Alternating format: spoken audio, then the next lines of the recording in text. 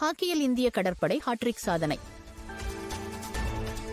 அகில இந்திய ஹாக்கி போட்டியில் இந்திய கடற்படை அணி தொடர்ச்சியாக 3வது வெற்றியை பெற்றது. கடற்படை அணி மத்திய நேரடி வரிகள் வாரியத்தை 4-1 என்ற கணக்கில் தோற்கடித்து அரையிறுதி இடத்தை பிடித்தது. கடற்படை அணிக்காக அஜிங்கியா ஜாதவ் மற்றும் செல்வராஜ் தலா 2 கோல்களை அடித்தனர். போட்டியில் 4வது தோல்விக்குப் பிறகு மத்திய வாரிய அணி வெளியேற்றப்பட்டது.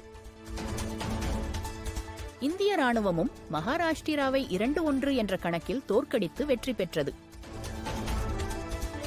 கர்நாடகா மற்றும் மலேசியா ஜூனியர் அணிகள் மோதிய ஆட்டம் 3-3 என்ற கோல் கணக்கில் டிராவில் முடிந்தது. கர்நாடகா மற்றும் மலேசியா ஜூனியர் இரண்டும் அரையிறுதிக்கு தகுதி பெற தவறிவிட்டன. 10 அணிகள் பங்கேற்கும் இந்த போட்டி சென்னையில் நடைபெறுகிறது. Download ShareChat.